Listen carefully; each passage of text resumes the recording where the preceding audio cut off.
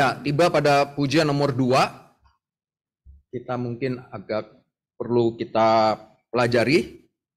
Kita akan dengarkan pianonya dulu, ya. Nanti kita notasinya baru kita masuk di dalam teksnya.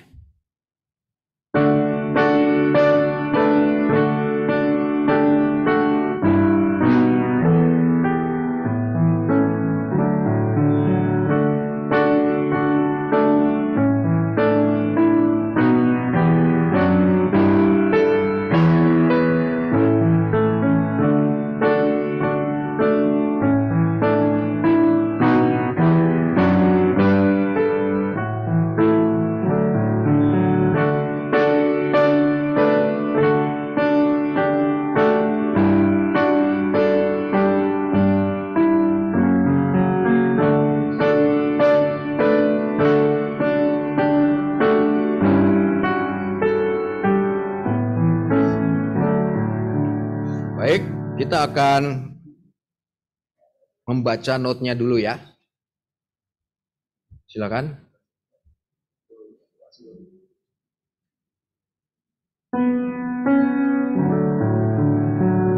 Mi sol mi do si do re mi fa mi re sol si la sol mi sol mi do si do re mi fa mi la sol mi re do mi sol do la sol do fa mi re mi sol fa do re mi mi sol do la sol do fa mi re mi sol fa la si do. Saya lihat sudah bisa semua ya. Sekarang kita ke teksnya ya. Intronya dulu.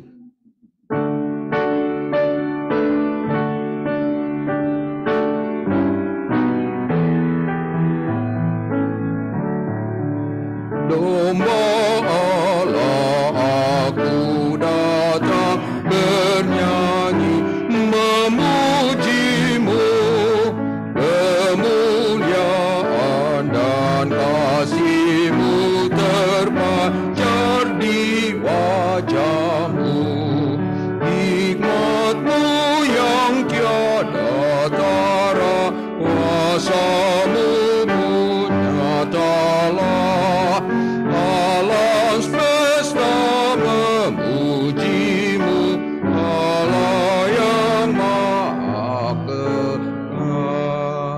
Bagaimana? Bisa ya? Ya oke, kita sekarang coba bait yang kedua dengan bangkit berdiri.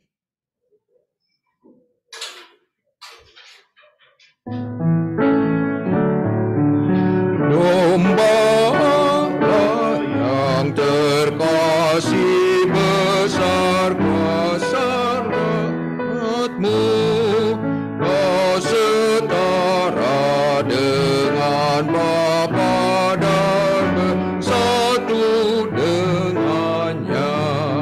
Maha murah, Maha kasih, rela datang ke bumi, jadi korban penebusan, mati menggantikanku.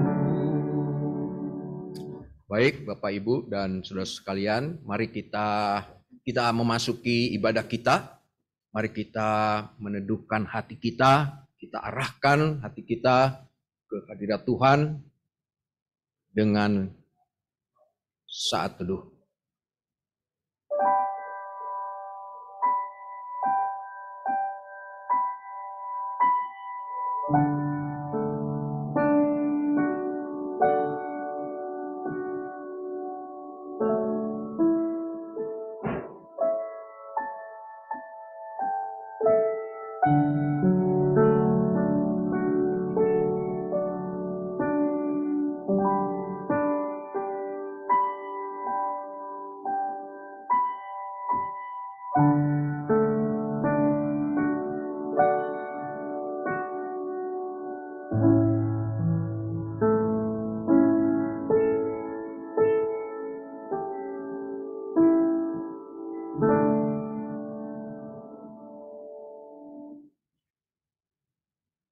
Pujilah Tuhan, hai jiwaku.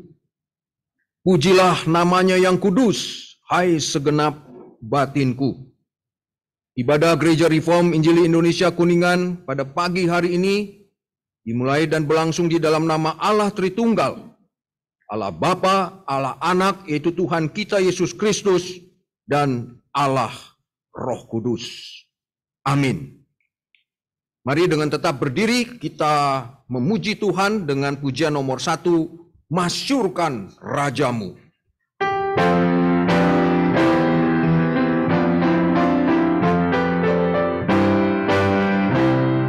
Masyurkan Rajamu dan sembahlah Dia.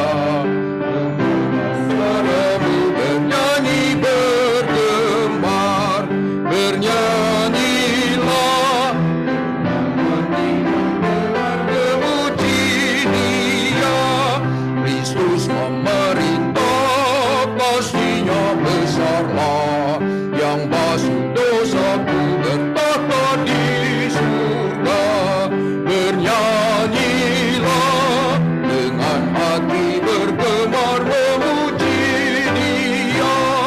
Kristus Yesus Tuhan, tatanya kepala, kunci kerajaan maut diberikan padanya. Bernyanyilah, dengan hati bergemar memuji Dia. Bersukacitalah, Kristus akan datang, membawa umatnya ke tempat yang tepat. Bernyanyilah, dengan hati bergemar memuji Dia. Mari kita berdoa. Bapa di dalam surga, pagi ini Tuhan kami datang ke hadapan hadirat-Mu. Di hari perhentian ini, kami mau menyatakan syukur kami lagi kepada Tuhan. Karena Tuhan yang sudah menyelamatkan kami. Karena Tuhan yang sudah menebus kami dari dosa.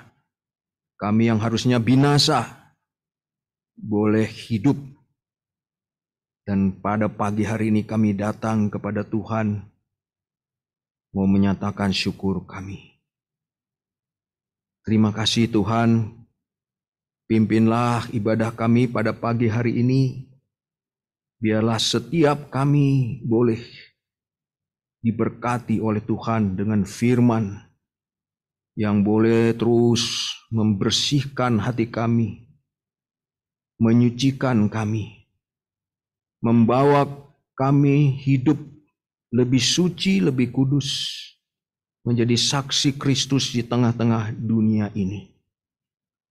Terima kasih Tuhan. Berkati hamba-Mu Pendeta Edward yang akan menyampaikan firman. Berkati juga mereka yang mengajar sekolah minggu, remaja. Setiap kami Tuhan. Supaya kami boleh pulang dari tempat ini dengan membawa berkat-Mu. Terima kasih Bapa. Di dalam nama anak-Mu Tuhan Yesus kami berdoa, kami bersyukur kepada Bapa di surga. Amin. Jemaat sekalian dipersilakan duduk. Kembali kita memuji Tuhan dengan pujian nomor 2. Domba Allah aku datang, bernyanyi memuji-Mu.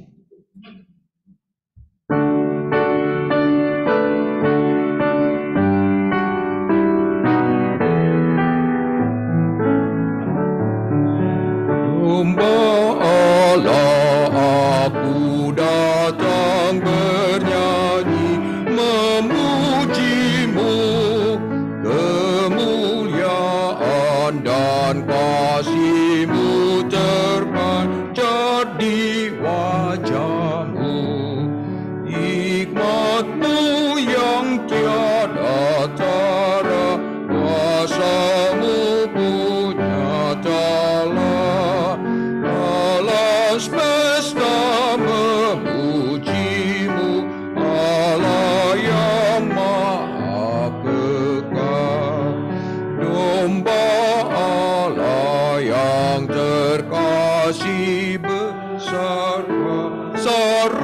rahmat-Mu, Kau setara dengan Bapa dan bersatu dengannya.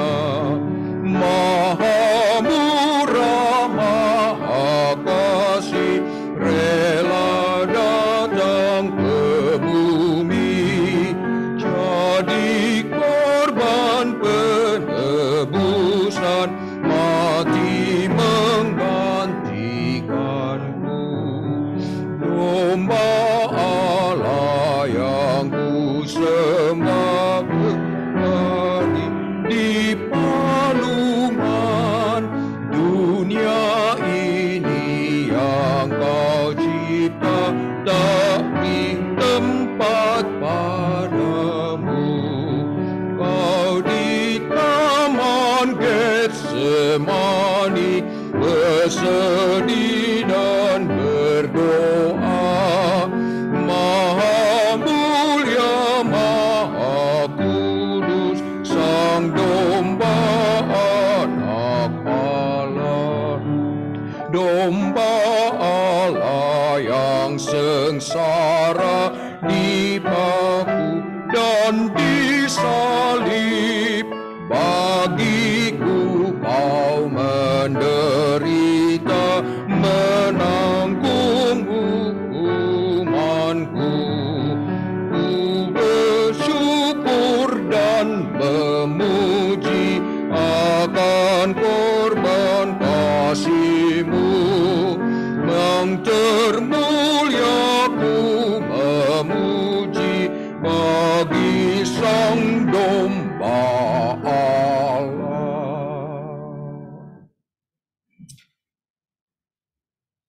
Mari kita membuka Alkitab kita. Kita akan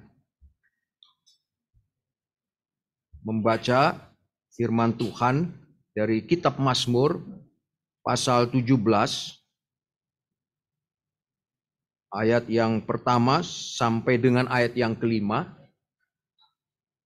Kita akan membaca bergantian. Saya akan membaca ayat yang pertama, kemudian Bapak, Ibu, dan saudara sekalian membaca ayat yang kedua, demikian seterusnya. Nanti ayat 5 kita membaca bersama-sama. Mazmur 17 ayat 1 sampai dengan ayat 5 oleh Lembaga Alkitab Indonesia diberi judul Diburu dengan Tak Bersalah, Doa Daud. Ayat yang pertama. Dengarkanlah Tuhan perkara yang benar, perhatikanlah seruanku, berilah telinga akan doaku dari bibir yang tidak menipu.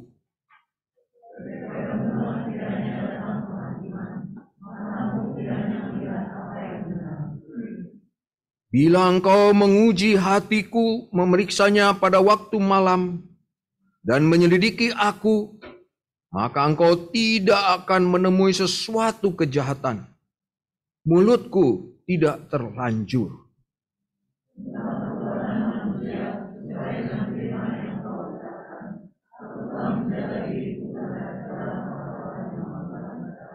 Bersama-sama, langkahku tetap mengikuti jejak-Mu, kakiku tidak goyang. Demikianlah firman Tuhan bagi kita pada pagi hari ini. Mari kita menyambutnya dengan pujian nomor 3, perbuatan setiap hari.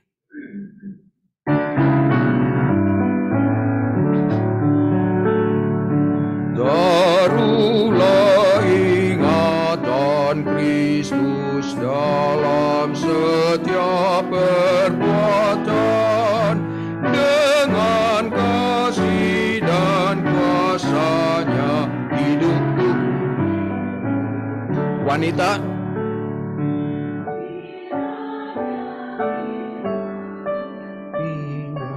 di hatiku tak salah, agar ku boleh kemenangan suasana. Laki-laki, biarlah sejahtera Tuhan memerintah hidupku, biar ku dapat jadi berkat untuk sesama.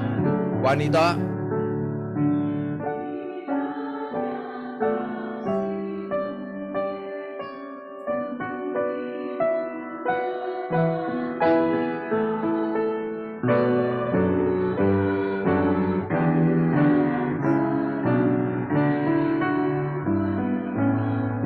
laki-laki, dengan berani melawan musuh hingga akhir hidupku, hanya pandang Yesus saja, ku akan terus bersama-sama.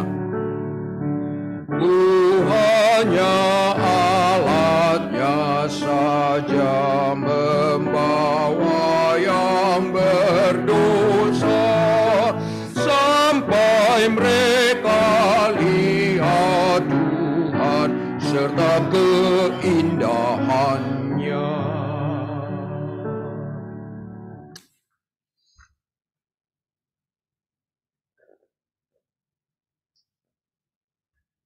Selamat pagi Bapak Ibu dan Saudara sekalian. Selamat beribadah di Gereja Reform Injil Indonesia di Kuningan. Warta Jemaat Gereja Reform Injil Indonesia Kuningan pada tanggal 10 September 2023 seperti sudah dicantumkan di dalam lembar pujian di bagian belakang. Yang pertama adalah ini penekanan, ini kita sudah masuk minggu yang keempat ya, untuk ibadah pukul 9. Ya, jadi ibadah kita satu kali saja pukul 9 pagi. Kemudian firman dan doa. Jangan lupa Bapak Ibu dan Saudara sekalian, kita akan belajar firman, kita akan berdiskusi. Kita juga menaikkan doa syafaat setiap hari Jumat pukul 7. Pukul 7. Sharing firman doa ini kita adakan biasanya di minggu pertama itu kita adakan secara fisik. Kemudian minggu kedua, ketiga, empat kita adakan secara online. Jangan lupa 15 September Jumat ini jam 7 kita akan bersekutu, kita akan mendengar firman, juga kita akan menaikkan doa syafaat kita. Yang ketiga, Bapak Ibu dan Saudara sekalian, bagi kaum wanita, jangan lupa ada persekutuan wanita GRI Kuningan yang dilaksanakan secara fisik ya. Secara offline ini pada hari Sabtu tanggal 16 September. Jadi berarti Sabtu besok ya, Sabtu minggu ini pukul 10 di tempat ini ya. Ibu, di rumahnya Bapak atau Ibu Ade ya. Ibu Ade atau Bapak Hotman ya? Di rumahnya Bapak Hotman dan Ibu Ade ya. Di kompleks apa namanya?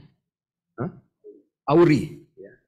Saya kira Bapak Ibu dan Saudara sekalian semua sudah tahu. Yang belum silakan menghubungi Ibu Ade. Di situ tercantum nomor teleponnya.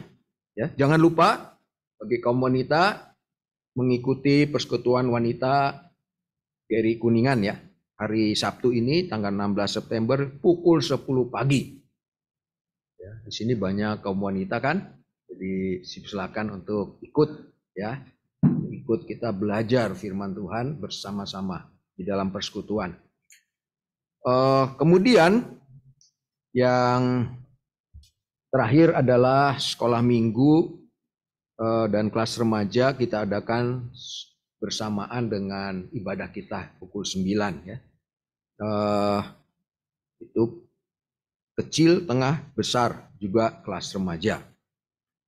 Kemudian jangan lupa Bapak Ibu dan Saudara sekalian, hari ulang tahun yang ke-34 Gereja Reform Injili Indonesia itu akan diadakan ucapan syukur pada hari Minggu tanggal 1 Oktober 2023. Jadi di hari pertama bulan depan, Oktober ya 2023, pukul 9 pagi kita diadakan di Katedral Mesias RMCI Kemayoran. Nah, dengan demikian maka ibadah kita di tempat ini dipindahkan ke RMCI. Ya, jadi kita akan bergabung bersama-sama dengan cabang-cabang yang lain. Kita bersyukur untuk hari ulang tahun ke-34 Gereja Reform Injili Indonesia. Jadi tanggal 1 Oktober Bapak Ibu dan Saudara sekalian di jadwal Bapak Ibu Saudara sekalian dikasih tanda ya. Hari itu kita akan berbakti beribadah di RMCI. Baik, saya kira itu saja warta jemaat bagi kita hari Minggu tanggal 10 September 2023. Kita akan menaikkan doa syafaat. Saya mengundang Bapak Ibu Saudara sekalian untuk bangkit berdiri. Kita akan menyiapkan hati kita, pujian nomor 3, bait yang pertama. Taruhlah ingatan Kristus dalam setiap perbuatan.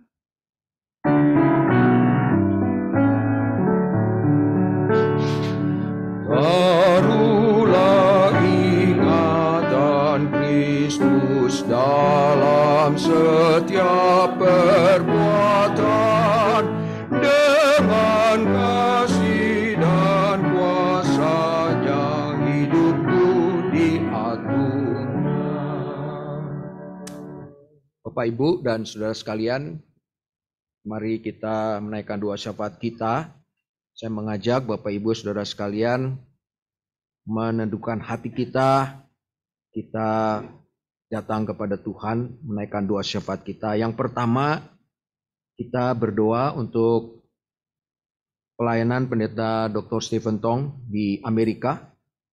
Kita berdoa untuk hambanya yang berusia 83 tahun, tetapi tetap berjalan dari kota ke kota, dari satu tempat ke tempat yang lain, untuk menyampaikan firman Tuhan, memberitakan Injil, menaklukkan kaum intelektual untuk datang kepada Tuhan. Kita juga berdoa untuk gembala kita, Pendeta Rudi Gunawan, yang pada saat ini melayani di MRI Manado dan Ternate. Mari Bapak Ibu dan Saudara sekalian kita menaikkan doa kita. Bapa Surgawi, kami datang kepada Tuhan. Kami ingat akan hamba-Mu, Pendeta Dr. Stephen Tong, yang pada saat ini sedang berada di Amerika Serikat untuk menyampaikan firman-Mu, berita baik, berita Injil, dari kota ke kota, dari satu tempat ke tempat yang lain, di usianya yang 83 tahun. Hamba-Mu rindu Tuhan, untuk kaum intelektual di Amerika boleh kembali kepada Tuhan, boleh percaya bahwa Tuhan ada, boleh percaya bahwa Yesus Kristus adalah Tuhan dan Juru Selamat. Pimpin hamba-Mu di usianya yang sudah lanjut, berkati hamba-Mu, beri hamba-Mu tetap kuasa, wibawa, kasih yang dari surga, untuk boleh membawa kembali kaum intelektual kepada Tuhan. Begitu juga kami berdoa untuk gembala kami, Pendeta Rudi Gunawan, yang pada saat ini melayani di MRI Ternate dan Manado. Pimpin hamba-Mu Tuhan, biarlah kehadirannya di sana sungguh boleh menjadi berkat bagi saudara-saudara kami. Membangun iman mereka, membawa mereka untuk semakin hidup melayani Tuhan. Terima kasih Tuhan, dalam nama Tuhan Yesus kami berdoa. Amin. Kita berdoa untuk rencana Gary Kuningan akan melaksanakan Bible Camp regional atau KKR regional ke Meratus. Itu suatu pegunungan di Kalimantan Selatan. Kita sudah berbicara dengan PIC di sana, itu Pendeta Erwin. Bulan Oktober yang akan datang kita akan melayani di sana. Kepada anak-anak sekolah SD, SMP, SMA. Kiranya mereka juga boleh mendengar firman, mendengar Injil, mendengar juga tentang profesi-profesi yang ada. Mari kita membawa rencana ini kepada Tuhan. Kita juga menyiapkan hati kita untuk juga boleh ambil bagian di dalam Bible Camp regional ini. Mari Bapak Ibu, dengan membuka suara kita serahkan Bible Camp regional ini kepada Tuhan. Bapak, kami juga datang kepada Tuhan menyerahkan rencana Geri Kuningan untuk melaksanakan Bible Camp regional ke Meratus di Kalimantan Selatan. Suatu tempat yang pegunungan dan di sana banyak anak-anak dari suku Dayak yang masih animisme, yaitu suku Dayak Kaharingan. Dan kami ingin Tuhan supaya mereka juga boleh mendengar firman, mendengar Injil. Kiranya Tuhan yang memimpin kami untuk juga boleh datang ke sana membawa kabar baik, membawa berita Injil, membawa mereka untuk melihat Yesus Kristus Tuhan dan Juru Selamat. Tuhan, pimpinlah rencana ini. Begitu juga untuk setiap kami jemaat, pengurus juga boleh ambil bagian di dalam Bible Camp regional ini Tuhan. Terima kasih Bapak. Dalam nama Tuhan Yesus kami berdoa. Yang ketiga, kita berdoa untuk Global Convention yang akan dilaksanakan pada tanggal 2 sampai 5 Oktober yang akan datang di RMCI. Kita berdoa untuk kita juga boleh ambil bagian. Ada target 1.500 orang Indonesia, begitu juga ribuan dari luar negeri. Kita berdoa untuk setiap hamba Tuhan yang akan berbicara. Kita berdoa untuk panitia, persiapan-persiapan supaya Global Convention ini, yaitu pemerintahan Kristus akan bangsa-bangsa, boleh kembali dinyatakan. Mari dengan buka suara kita berdoa. Bapa Surgawi, kami juga menyerahkan Global Convention kepada Tuhan. 2 sampai 5 Oktober yang akan datang. Ada hamba-hamba Tuhan yang sudah komit untuk hadir, menyampaikan firman, bagaimana pemerintahan Kristus akan bangsa-bangsa. Begitu juga tentang pendidikan. Tuhan, kami menyerahkan panitia, humas, mengajak gereja-gereja, institusi-institusi, baik di dalam negeri maupun luar negeri untuk hadir, untuk kembali belajar firman-Mu. Tuhan juga menyiapkan setiap kami juga untuk boleh ikut serta di dalam Global Convention ini Tuhan. Kami tidak menyia-nyiakannya. Terima kasih Tuhan. Tuhan yang memimpin rencana dan persiapannya. Dalam nama Tuhan Yesus kami berdoa. Kita menutup doa syafaat kita, menaikkan doa Bapa kami. Bapa kami yang di sorga, kuduskanlah namamu, datanglah kerajaanmu, jadilah kehendak-Mu di bumi seperti di sorga. Berikanlah kami pada hari ini makanan kami yang secukupnya, dan ampunilah kami akan kesalahan kami, seperti kami juga mengampuni orang yang bersalah kepada kami.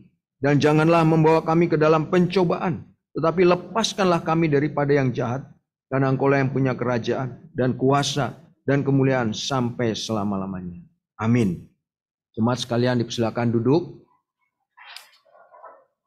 Kita akan mendengarkan firman Tuhan yang akan disampaikan oleh Bapak Pendeta Edward Uy yang sudah ada di tengah-tengah kita.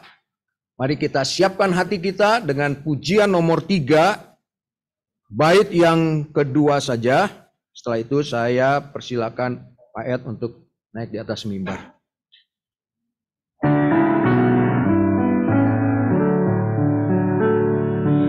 Kiranya firman-Mu tinggal di hatiku tiap saat, agar ku boleh kemenangan sebab sandar.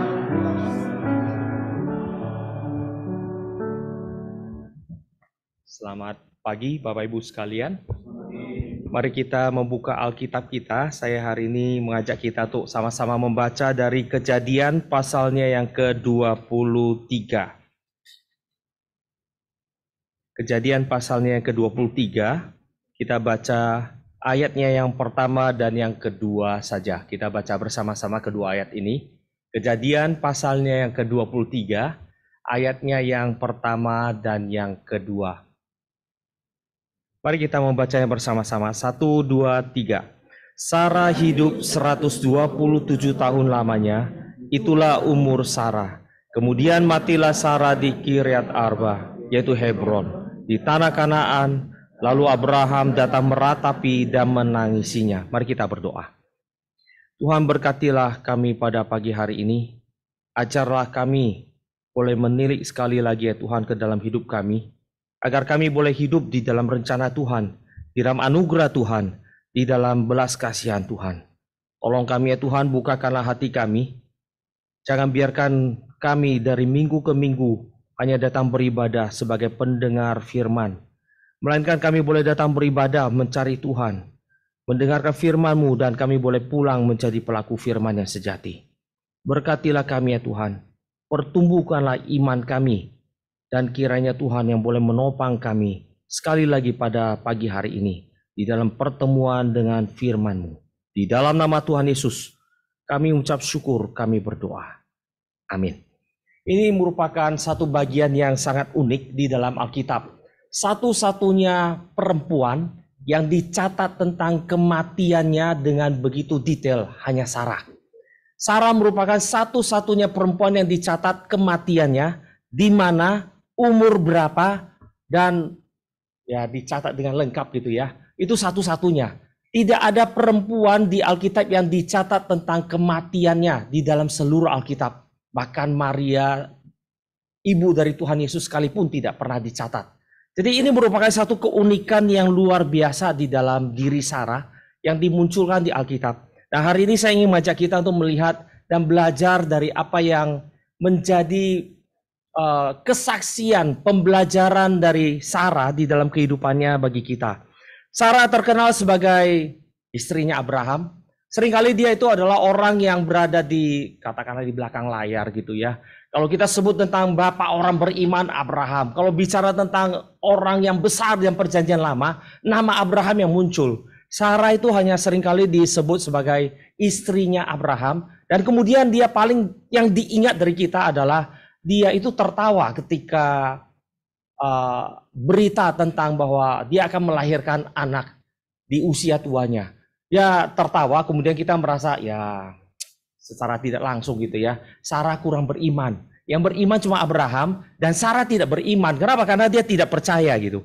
Tapi hari ini saya mengajak kita untuk melihat bagaimana Sarah berperan atau memainkan perannya di dalam seluruh hidupnya sebagai seorang yang disebut sebagai istri Abraham, istri bapak orang beriman. Sarah dikenal sebagai saudaranya Abraham. Dia merupakan saudara anak dari papanya Abraham. Dia anaknya Tera, jadi dia saudara perempuannya Abraham. Dan dia itu mengalami satu kehidupan yang unik karena dia dinikahi oleh saudaranya. Itu bukan sesuatu yang unik, tetapi kemudian dia itu diberikan atau bahkan diserahkan kepada orang lain sebanyak 2 kali dalam hidupnya. Tadi dalam Kejadian pasalnya yang ke-10 sekali, dan kemudian nantinya kepada Abimelek sekali lagi. Abraham itu menyerahkan Sarah 2 kali kepada Firaun dan kepada Abimelek. Satu kehidupan seorang istri yang tidak bisa dicatat sebagai satu kehidupan yang indah gitu ya. Kita kalau jadi seorang istri kemudian suami kita serahkan kita 2 kali kepada, sekali oke lah.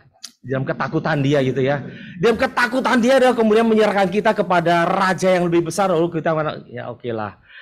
Demi nyawa, demi masa depan kita gitu. Kedua kali tiada ampun bagimu gitu. Tapi Sarah itu di dalam kehidupan dicatat dia setelah diserahkan Abimelek kemudian dikembalikan, dia lanjutkan hidupnya gitu. Dia melanjutkan kehidupannya. Sarah memiliki satu kegigihan yang tak terbayangkan bagi kita hari ini di dalam konteks modern. Diserahkan 2 kali. Kemudian dia dinikahi sebagai seorang yang besar. Abraham adalah orang yang besar. besar secara kebudayaan Sumeria, keturunan dari imam, karena kebudayaan Sumeria itu dipimpin oleh para imam, pemerintahan dikuasai oleh para imam, sehingga Abraham merupakan orang yang terlahir dari keluarga elit. Sarah terlahir dari keluarga elit, kaum elitis itu. Dan dia kemudian dinikahi. Tentu saja dia adalah seorang yang sangat cantik karena 2 kali ada 2 raja di usia tuanya masih mau sama dia. Pak Tom mengatakan salah satu hal yang nanti di surga dia kepengen tahu adalah kecantikan Sarah. Ya oke lah, nanti kita boleh coba lihat seberapa cantiknya dia. Karena di usianya yang sudah jompo, sudah tua pun masih Firaun mau sama dia, Abimelek mau sama dia. Ya memang sesuatu yang sudah agak sulit kita bayangkan hari ini. Dan yang dicatat di Alkitab, dan Tuhan memberikan dengan sangat detail nanti di Alkitab, di usia tuanya itu adalah benar-benar tua. Karena dikatakan pada saat itu rahimnya sudah tertutup. Bahasa medis kita hari ini sudah menopause gitu ya. Jadi yang beneran sudah tua, bukan nanti kita mah tua muda kan relatif itu. Jangan-jangan tua di kita hari ini mereka masih muda, enggak. Alkitab mencatat dengan sangat detail. Itu memang sudah tua dan memang sudah nenek-nenek. Maka ketika Tuhan menyatakan dia akan melahirkan seorang anak, dia itu tertawa di dalam pengetahuannya yang pasti. Karena orang Sumeria punya ilmu yang sangat luas. Mereka lah orang pertama yang menemukan matematika nantinya, merumuskan matematika, membuat jam yang kita pakai di belakang itu. Tadi saya ngitung-ngitung jam kita yang mana gitu ya. Karena itu contoh yang paling baik gitu. Itu jam yang sampai sekarang 60 menit dibagi 12 dan sebagainya 60 detik per menit. Itu dari zaman Sumeria. Jadi Abraham kalau hari ini datang dia bisa baca jam. Oh 9.40, dia tahu gitu. Dia tahu ini jam berapa. Tangga juga merupakan hasil mereka, tangga, dan sampai hari ini tidak ada inovasi yang lebih baik yang bisa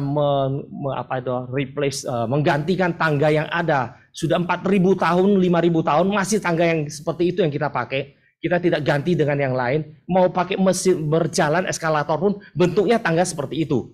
Itu penemuan mereka, matematika, kemudian bintang. Dibagi gugusan bintang 1 tahun, semua dari Sumeria, termasuk ilmu medis. Maka ketika Abraham tua, dia tahu dengan jelas dia tidak mungkin punya anak. Pengetahuan medis mereka sudah menggarisbawahi pada saat seperti ini kamu tidak akan pernah punya anak lagi. Istrimu tidak akan pernah bisa melahirkan anak lagi. Ini mereka tahu. Dan inilah yang menjadi nantinya Sarah di dalam usia tuanya ketika dia diberitahu bahwa dia akan melahirkan anak. Dia tertawa, nggak masuk akal itu, nggak masuk akal. Sama seperti kita hari ini tiba-tiba kita nanti dikasih tahu sesuatu yang banyak yang nggak masuk akal gitu ya. Misalnya saya pernah satu kali habis baca bagian ini, kemudian saya toel istri saya, ini Abraham Sarah keren juga loh. Nanti tua kita coba gitu. Siapa tahu ada mujizat yang sekali lagi di abad ke-21. Istri saya lihat saya cuma jawab, kamu bukan Abraham. Ya intinya nggak usah coba-coba lah gitu ya. Udahlah, sadar diri kamu bukan Abraham, nggak usah aneh-aneh gitu, nggak usah aneh-aneh. Kenapa? Karena ini merupakan sesuatu yang sangat bukan cuman harus diterima dengan oke, saya terima. Tapi ini perlu sesuatu yang panjang. Karena ketika Sarah dikasih tahu, ditegaskan bahwa benar kamu akan melahirkan seorang anak, maka dia bukan saja oke, saya percaya. Bukan saja dia mengatakan oke lah saya ikut atau saya percaya. Tapi dia harus ikut menjalankan, mengusahakan anak ini.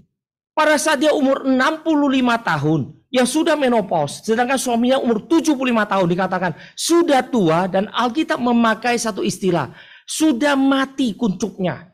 Artinya dia sudah tidak bisa melakukan hubungan suami istri. Oh Tuhan berjanji. Oke Tuhan berjanji besok akan dapat anak. Anak lempar dari surga. Enggak loh, anak gak lempar dari surga. Itu dari zamannya Abraham mau melahirkan anak, itu mesti ada hubungan suami istri. Artinya mereka dua kakek nenek ini, kamu percaya? Istrinya tanya suaminya, kamu percaya? Ya udah, ya cobalah kamu, coba aja. Oke, coba misalnya hari itu malam itu Abraham berhasil gitu ya. Dengan segala kemampuannya, dia berhasil. Besok tiba-tiba bangun pagi si Sarah muntah-muntah, puji Tuhan haleluya. Tapi Alkitab mencatat, Ishak itu lahir di ketika Abraham umur 100 tahun. Artinya mereka harus mencobanya 25 tahun. Ini menjadi salah satu kebesaran Sarah. Awalnya dia tidak percaya.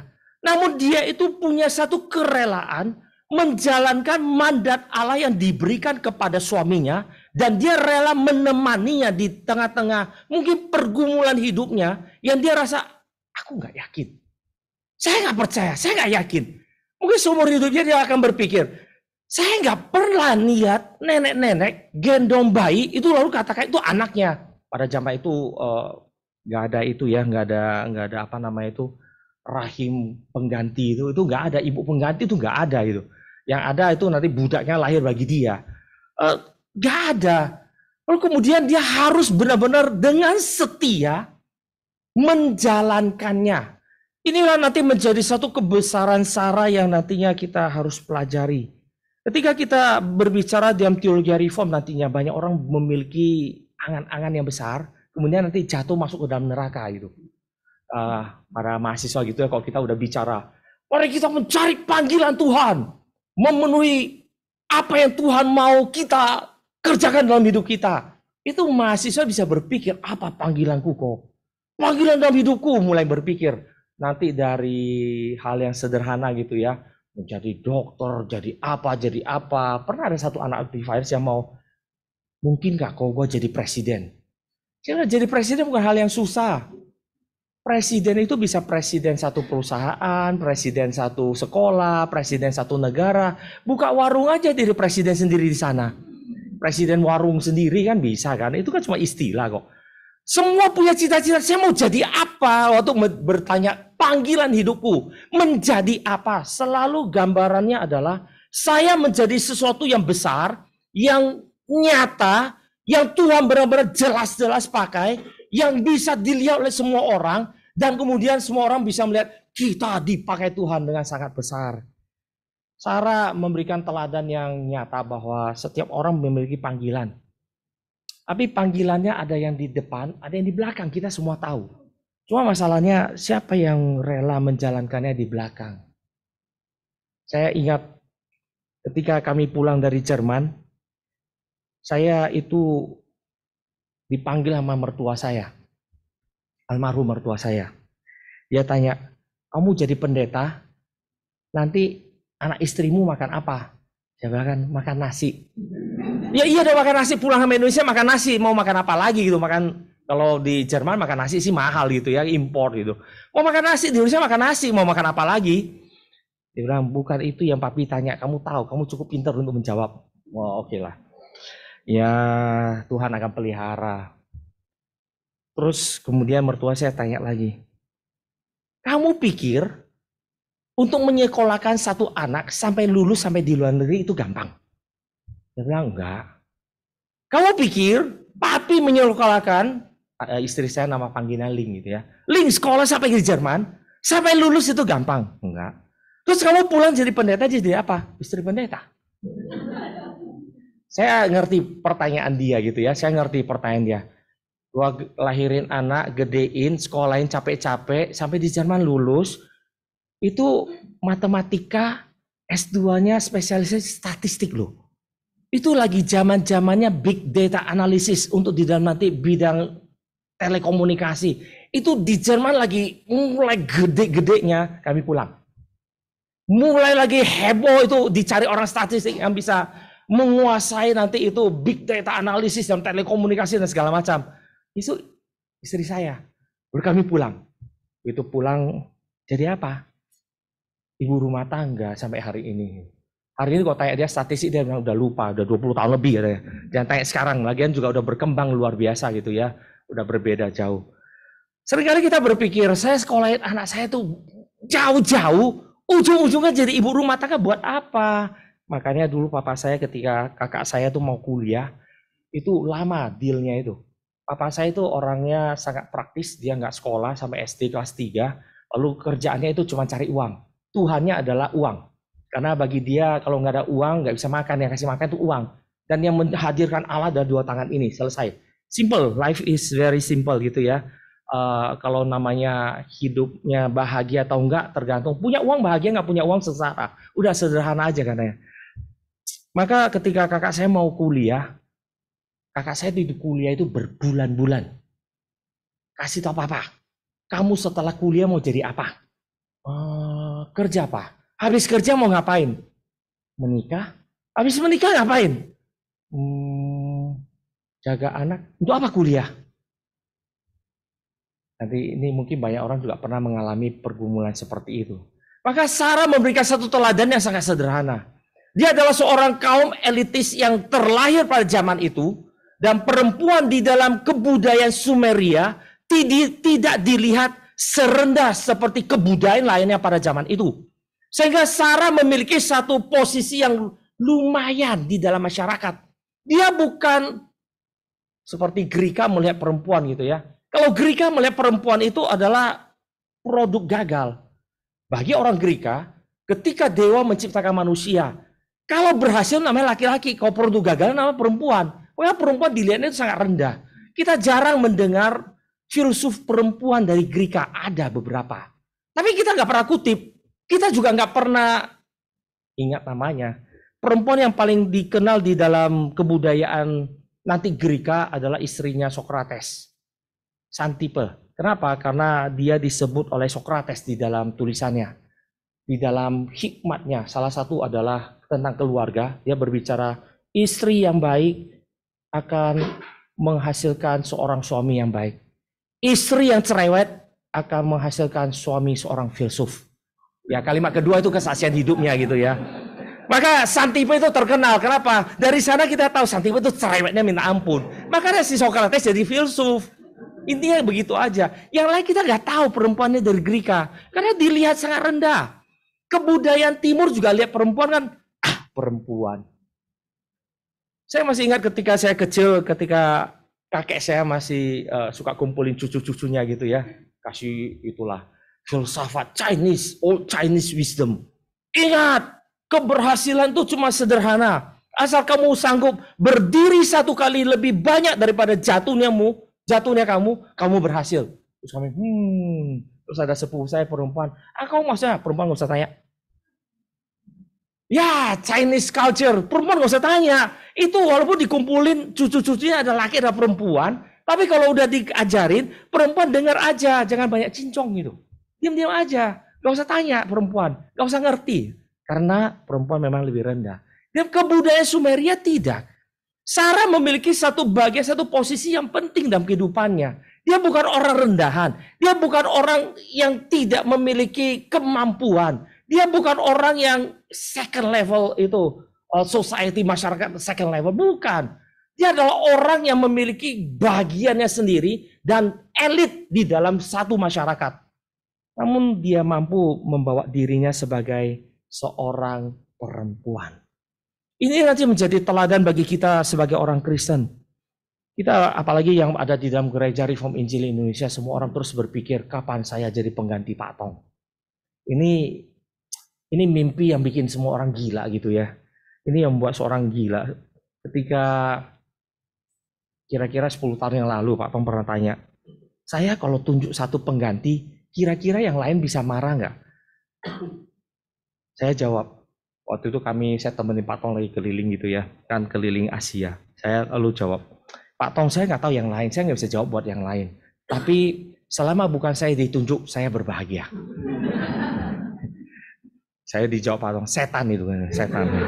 Saya bilang, ya intinya jangan saya lah, apapun boleh, asal jangan saya. Ya itu terlihat nanti pelan-pelan gitu ya. Yang masih muda-muda selalu berpikir, kapan saya jadi pengganti Pak Tong? Nah itu udah lama dikit, kalau bisa jangan saya deh. Biarkanlah saya di dalam panggilan saya sendiri, maksudnya jangan ganggu-ganggu saya gitu. Kita dipanggil seringkali memiliki satu ketika berbicara panggilan, kita punya panggilan besar cita-cita. Dan saat itu, kita tidak lagi sanggup melihat apa yang Tuhan sedang kerjakan di dalam kehidupan kita sehari-hari. Sebagai sesuatu yang nantinya penting di dalam keseluruhan. Inilah nanti yang gagal kita lihat, yang berhasil dikerjakan oleh Sarah. Dia mampu melihat di dalam kesehariannya sebagai seorang istri. Sebagai seorang istri yang menemani seorang yang besar namanya Abraham ini. Bagaimana dia tunduk dan taat berjalan di sana. Dan sampai pada akhirnya. Dan akhirnya Tuhan mengatakan dia adalah orang yang besar. Dia orang besar. dengan mencatat kematiannya nanti diberikan umur dituliskan hidup 127 tahun. Nanti di dalam tradisi Yahudi menafsirkan ini 127 tahun itu terbagi menjadi dua kelompok. Ada kelompok Yahudi yang menafsirkan ini adalah angka literal. Artinya ya ini umurnya Sarah. Ada kelompok yang mengatakan angka ini terlalu bagus untuk literal.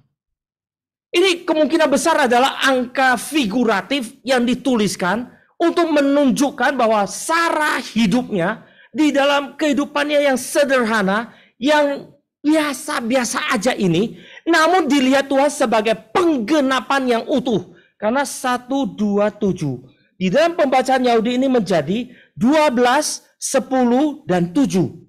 12 adalah angka genap, 10 angka genap, 7 angka kesempurnaan. 12, 10, dan 7. 3 angka ini menunjukkan nantinya kehidupan Sarah itu sudah lengkap, genap, dan sempurna. 3 angka ini. Sehingga ada kelompok Yahudi yang merasa ini pasti bukan umurnya Sarah. Ini bukan umurnya Sarah. Ini terlalu indah angkanya. Ya benar enggak? Artinya ya dicatat di Alkitab gitu ya. Dan gambaran ini menunjukkan memang nantinya bahwa Sarah itu genap panggilan dia. Apanya genap? Cuma melahirkan anak, membesarkan anak. Nanti ditulis bahwa saat itu Ishak sudah dewasa. Karena kalau dihitung-hitung kalau benar 127 berarti Ishak sudah umurnya 37. 30 tahun itu dewasa, 37 tahun dia udah dewasa, maka nanti Sarah mati, si Ishak kemudian dicarikan istri untuk kemudian menikah. Apa yang dikerjakan oleh Sarah? Melahirkan anak, membesarkan anak, sudah nggak ada. Bahkan melihat menantunya pun tidak. Melihat cucunya apalagi, dia nggak pernah melihat itu. Dia punya panggilan cuma satu, yaitu menggenapkan, menemani suaminya di dalam janji besar Allah. Yaitu di mana akan melahirkan seorang anak yang akan menjadi bapa nanti bagi bangsa yang besar. Hanya itu. Hanya itu. Maka hari ini ketika kita melihat kembali ke dalam hidup kita, kita akan terbagi menjadi dua kelompok. Sekelompok yang memiliki cita-cita yang nantinya menjadi orang gila. Saya harus menjadi berhasil dalam kerajaan Allah. Keberhasilan dalam kerajaan Allah seperti Abraham. Apa yang dikerjakannya itu semuanya berhasil. Maka saya harus besar ini. Harus kerjaan bisa ini. Bisa ini, bisa ini. Akhirnya kita waktu tidak tercapai kita merasa saya gagal. Gak harus gagal loh. Gak harus gagal. Cuma Tuhan sedang mengarahkan kita kepada yang seharusnya apa yang dia inginkan. Atau kelompok yang lain. Saya memang gak bisa besar sih. Saya biasa-biasa aja. Maka nanti dalam kerajaan Allah saya nothing. Melihat dirinya menjadi nothing. Saya tuh nggak ada apa-apanya. Maka waktu diajak, ayo kita kerjakan. Enggak lah, saya nggak bisa. Saya orang biasa. Saya apapun nggak bisa. Belajar firman nggak ngerti. Khotbah nggak bisa. Apapun nggak bisa. Lalu kamu bisa apa? Bisa. Nggak ada, hidup biasa-biasa aja. Banyak orang berpikir demikian dalam kerajaan Allah. Dan Sarah mengajarkan kita hari ini. Setiap orang punya bagiannya. Tidak semua orang berdiri di depan. Kita tahu. Tetapi kita seringkali berpikir kalau berdiri di belakang maka saya tidak bermakna. Hari ini Tuhan menggarisbawahi. Sarah itu berdiri di belakang di dalam urutan nantinya. Dia tidak mengerjakan sesuatu yang besar. Dia hanya pasif untuk menemani suaminya menggenapkan janji Allah. Pasif kita boleh katakan. Walaupun nanti dia harus mendidik anaknya tetap secara aktif gitu ya. Tapi dia hanya menemani. Dan Tuhan mengatakan dia itu sudah genap. Dan Tuhan menghargai hidupnya. Memuliakan dia dengan mencatat kematiannya di dalam Alkitab sebagai yang satu-satunya yang menjalankannya. Maka kalau dilihat ke belakang, bukan saja Abraham memiliki iman yang besar. Bukan hanya Abraham memiliki iman yang besar, kemudian punya ketangguhan untuk menjalankannya. Tetapi juga Sarah dengan diam-diam memiliki kekuatan untuk menemani Abraham. Menemani Abraham. Inilah nantinya menjadi panggilan kita mungkin di dalam GRI. Di dalam masa-masa yang terakhir bagi Pak Tong. Banyak orang mulai gelisah, mulai menarik diri, mulai mundur, mulai ancang-ancang, macam-macam gitu ya, macam-macam. Ada yang mulai geser, ada yang mulai pergi, ada yang mulai pasif. Pak Tono mati, pasif dulu, lihat dulu deh nanti berikutnya siapa penguasa. Kebiasaan kan dengan Indonesia kan, lihat siapa penguasa naik kita baru ngapa-ngapain itu. Sebelum itu terjadi kita diam-diam dulu. Di gereja pun akhirnya terbawa kebiasaan seperti ini. Oh, masa Pak Tong udah mau berakhir, Pak Tong setiap saat bisa mati. Ya benar sih. Oh, kemudian kita ngapain? Oh, kita tarik diri. Ini alasannya nantinya kenapa KKR regional itu mundur. Dari yang 1000 pembicara mundur sampai kalau kita hari ini hitung-hitung mungkin cuma sisa mungkin 100, 200. Dari yang setiap tahun kita bisa mencapai 2 juta orang. Itu siswa yang kita jangkau. Hari ini 500.000 aja empot-empotan. Dulu Medan itu tiap bulan ada cabang yang mengunjungi untuk pergi KKR regional. Medan sendiri bisa bertrip-trip karena kan dekat gitu ya, tinggal naik mobil aja. Mau kemana? Taput. Kemarin saya baru bawa anak-anak Faiz ke Taput. Sampai di sana, hah? Tarutung cuma segitu. Katanya pusatnya HKBP. Mulut lu ya, saya bilang. Ya kan orang kota bayangannya kan lain kan. Pusat HKBP yang begitu besar, mestinya besar. Lalu kasih lihat HKBP yang di sana. Ya cuma segitu. RMCI lebih besar. Lalu itu didirikan 100 tahun yang lalu. RMCI didirikan sekarang. Itu semua ada waktunya. Itu lihat sesuatu mesti ada timeline-nya. Kalau nggak rusak semua nantinya. Lihat pakai penilaian sekarang, lihat ke belakang itu rusak. Maka saya bawa mereka ke Taput lihat gitu ya. Setelah saya itu pulang saya tanya, apa yang kalian lihat? Iya, Tapanuli Utara lebih gampang kalau KKR regional karena masih cukup Kristen dan cukup banyak siswa Kristennya. Saya bilang kalian cuma melihat satu titik. Saya melihat perbandingan titik-titik yang lain. Berkali-kali kita sudah KKR regional dengan Medan ke Taput. Kali ini datang saya kaget luar biasa. Saya kaget luar biasa karena kami sudah nggak ke Taput mungkin ada sekitar 5 tahun, 5-6 tahun. Nggak ke Tarutung dan sekitarnya gitu ya, si Borong-Borong dan seterusnya. Saya kaget luar biasa. Apa yang mengagetkan? Dulu kalau kita masuk Tarutung, nggak ada yang namanya tulisan rumah makan Muslim, nggak ada. Rumah makan Padang, nggak ada. Ayam geprek, nggak ada. Mau makan ayam geprek, beli ayam, goreng sendiri, geprek sendiri. Kalau nggak taruh di bawah ban, giles aja. Itu ayam geprek. Nggak ada jualan kayak gitu di sana. Itu yang ada itu taruh papan di depan B1 dan B2. Kalau nggak B2 saja, terserah apa aja. Pokoknya semua B di depan.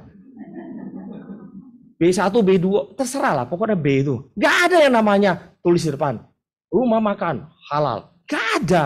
Sekarang tuh di mana-mana saya kaget luar biasa. Hal yang kedua, bertahun-tahun yang lalu ketika kami KKR di sana masuk sekolah, itu siswanya itu Bu kumpulkan itu muridnya yang Kristen dijawab, semua Kristen. Dengan tenang dan yakinnya semuanya Kristen. Hari ini Bu kumpulkan semuanya Kristen. Yang Kristen aja ya Pak. Ya baik, kami kumpulkan. Itu ada sebagian yang bukan Kristen. Sekarang sisa 95%. 98%, 95%, ada 90%. Itu kemunduran yang kita kalau tidak lihat ke belakang, maka ini kita anggap, wah masih banyak loh. KKR kali ini ribuan kita bisa capai puluhan ribu. Puji Tuhan. Lihat ke belakang, ini kemunduran. Saya suruh anak-anak Faiz pulang dari KKR regional. Doakan, siapa tahu Tuhan panggil kalian masuk ke sana jadi misionaris. Itu pusatnya HKBP. Kekristenan sedang mundur. Kita masih bisa puji Tuhan. Harusnya kita itu tahu posisi kita. Kita harus tahu kita ditaruh di dalam zaman ini. Gereja ini dibangkitkan dalam zaman ini. Di Indonesia. Dengan seorang pemimpin yang memiliki mata yang luas. Bukan pemimpin gereja yang hanya membawa kita pada lihat pada, gereja kita mari kita bangun baik-baik. Kalau bisa buka cabang lagi. Kalau bisa besarkan cabang. Kalau bisa tambah cabang. Kalau enggak ya sudah gereja kita aja. Bukan. Pak Tong bukan orang yang seperti itu. Pak Tong adalah orang yang memiliki mata yang hati yang global. Kemana saja. Saya mengatakan pada anak-anak itu, belajar menjadi penerus di dalam mata yang benar. Tapi kami kan, inilah sekali lagi gitu ya. Kami kan masih muda, kami kan masih kecil. Kayak anak kecil gitu. Anak kita kalau disuruh kerja kan gitu. Ambilan air buat papa dong. Kan masih kecil, nggak bisa ambil Tapi kalau suruh ambil permen bisa. Karena permen buat dia, air buat kita. Ngambil permen buat dia bisa, manjat setinggi apapun bisa. Tapi kalau ngambil air buat kita, Pak, tapi kan masih kecil. Kalau untuk mencari cita-cita pribadi, diri sendiri, Itu bisa mereka merantau dari Kalimantan sampai ke Jakarta. Dari itu mahasiswa itu dari mana aja pernah datang ke Faiz, dari Papua juga pernah ada, NTT mana aja datang. Oh datang ke sini ada cerita yang aneh banget. Anak NTT datang ke Jakarta, itu beneran kayak film. Datang ke Jakarta kuliah cuma bawa ransel. Lu kirain Jakarta NTT? Nggak ngerti kok. Dia waktu cerita kami ketawa ngakak gitu ya. Datang ke Jakarta mau kuliah, cari-cari tanya-tanya, turun di bandara, naik bus ke kota. Lihat tuh tulisannya ada kota, dia naik ke kota. Kota itu nggak ada kampusnya. Turun sampai kota, lihat kok pasar semua, mau belajar apa. Ya terlalu yakin gitu ya, bahwa ransel bisa datang ke Jakarta, bisa kuliah. Di dalam pemeliharaan Tuhan dia bisa ketemu orang, ngobrol, orang itu baru bawa dia ke Grogol, daerah Grogol, kasih dia tumpangan dan seterusnya, cari kampus sampai dia bisa kuliah sampai hari ini. Ada orang seperti itu gitu. Tapi kalau untuk mencari kerajaan Allah, gak sanggup. Kuliah berani loh, bawa ransel ke Jakarta. Saya kalau pikir-pikir dulu saya juga berani sekali. Bahasa Jerman gak bisa. Baru belajar berapa bulan, emang bahasa Indonesia. Bahasa Indonesia berapa bulan aja gak bisa loh. Orang gak bisa langsung bisa ngomong, bisa ngerti. Saya baru belajar 3 bulan bahasa Jerman, seminggu sekali. Bukan intensif, seminggu sekali. Karena pikir, nanti aja di sana. Sampai di sana cuma bawa koper sana, cuma kenal ada satu orang, dia janji mau jemput saya. Setelah jemput saya, dia tanya saya, kamu mau dibawa kemana? Hah? Dia saya Saya pikir dia jemput saya, dia atur saya dong. Dia pikir dia cuma jemput saya dari Frankfurt, lalu antar kemana ya sudah gitu. Bantu saya. Akhirnya sampai di kota dia tumpang di rumah dia, kamar dia 1 malam. Besok langsung diantar ke dorm yang bisa langsung masuk, bye-bye, urus sendiri. Saya masih ingat saya mau buka account bank, masukin duit, sampai ke bank nggak bisa ngomong. Orang banknya cuma kalau itu formulir paspor. Dia yang isi, buat saya suruh tanda tangan aja. Itu kalau dia tulis semua uang saya punya dia, itu habis saya. Setelah berbulan-bulan saya bisa bahasa Jerman, ketemu dia lagi. Kamu udah bisa bahasa Jerman, kamu masih ingat? Iya, malunya minta ampun. Pergi kuliah kita berani loh. Kita berani. Tapi begitu bicara tentang kerajaan Allah, saya terlalu lemah, saya terlalu kecil, saya nggak sanggup. Mari kita belajar dari Sarah. Kita tidak dipanggil menjadi Pak Tong, betul. Itu kan Pak Tong. Itu adalah racun paling berbahaya di dalam gerakan ini. Kalimat itu. Kalau suruh ngapa-ngapain lagi nggak mau, itu kan Pak Tong, kita nggak usah. Betul itu Pak Tong, tapi kita punya bagian di dalam mendampingi Pak Tong di dalam zaman ini, menghadirkan kerajaan Allah. Mari kita coba renungkan apa yang menjadi bagian kita sebagai jemaat gereja Reform Injil Indonesia di dalam bagian gerakan Reform Injil Indonesia. Apa yang kita harusnya kita juga pikul bersama di dalam gerakan ini. Apa yang harusnya menjadi bagian kita di dalam mendampingi Pak Tong yang bergerak di dalam bergerak. Pak Tong berapa waktu yang lalu itu dia tanya, saya udah pelayanan 60 tahun. Kan dari 57 gitu ya, tahun 57. Jadi udah 60 tahun lebih lah. Tahun 2017 kan udah 60 tahun. Sudah 60 tahun lebih. Kira-kira apa yang sudah dicapai? Lalu biasa kita akan sebutkan, gereja sudah established, puluhan cabang, STEMI sudah besar, pelayanan sudah ada. Dari yang tadinya cuman Pak Tong mengisi retret gereja orang, sekarang kita punya retret kita sendiri yang sudah trademark. NRIC, NRITC, BCN, mau apa lagi? Nanti ada Global Convention. Pak Tong bilang nanti KIN mau dihidupkan kembali. Macam-macam, semuanya ada. Speak setahun 2 sampai 3 kali. Kalau ada waktu bisa sampai 4 gitu ya. Kalau kita nggak menahan-nahannya, Pak Tong bisa setiap bulan. Dan seterusnya. Semua sudah ada. Pak Tong menjawab, saya memulai gerakan ini bukan membuat acara. Saya memulai gerakan ini adalah membawa satu mandat dari Allah, mengembalikan gereja Tuhan kepada yang seharusnya. Di dalam teologi, di dalam penginjilan, di dalam tata cara gereja, di dalam gaya hidup, di dalam seluruhnya, bergereja harusnya seperti apa? Seluruhnya di-redeem, ditebus kembali kepada yang benar. Hari ini saya melihat semuanya pada akhirnya mundur kembali. Yang saya ubah, diubah kembali. Yang saya sudah ubah, anak muda datang mengatakan, mestinya kayak begini. Sebelum dia lahir, saya sudah lihat yang dia katakan mestinya. Dan itu yang saya ubah, sekarang kembali seperti itu. Kita kalau hari ini ketemu Pak Tong itu sangat baik loh. Jauh dibanding 20 tahun lalu ketika saya pertama kali ketemu dia.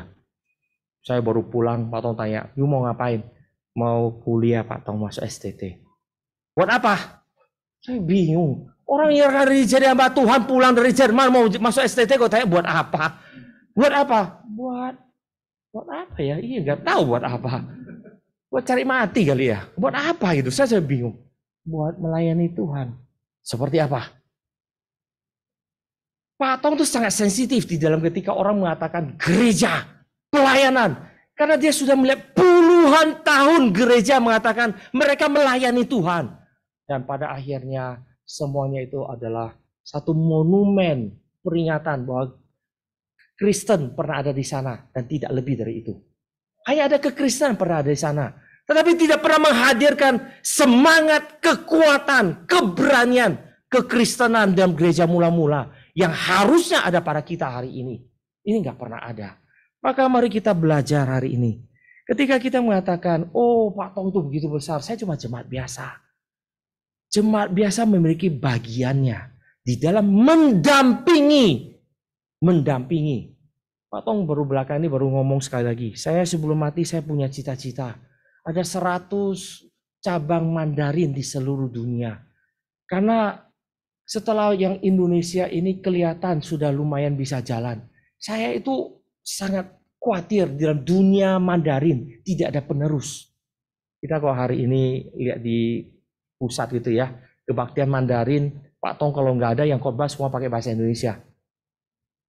Diterjemah ke Mandarin. Hamba Tuhan yang bisa khotbah Mandarin, itu pun Mandarinnya nggak mencukupi sebetulnya. Cuma dipaksa aja, dipaksa. Ayo Mandarin udah bisa kan paksa Mandarin. Tapi nggak cuma cukupi gitu. Pak Tong sangat bergumul dengan itu. Sangat bergumul dengan itu. Sebelum saya mati, saya ingin 100 paling tidak ada. Karena di dunia ini terlalu banyak orang perlu Injil. Setelah dengar ini, jemaat cuma mengamini. Kita yang jemaat, amin. Terus, ya sudah, itu kan bebannya Pak Tong. Apa yang kita kerjakan? Apa yang kita bisa kerjakan? Kita tidak pernah merasa, iya ya, banyak pelayanan yang masih ada. Banyak hal yang saya perlu pelajari. Banyak hal yang saya perlu mencoba mengerjakannya.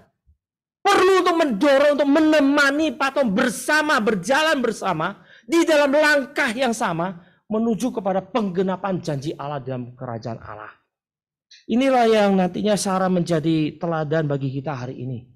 Mengajarkan kita setiap orang memiliki bagiannya dan kita yang berdiri di belakang memiliki bagian untuk menemani dan bukan untuk menikmati. Menemani dan bukan menikmati.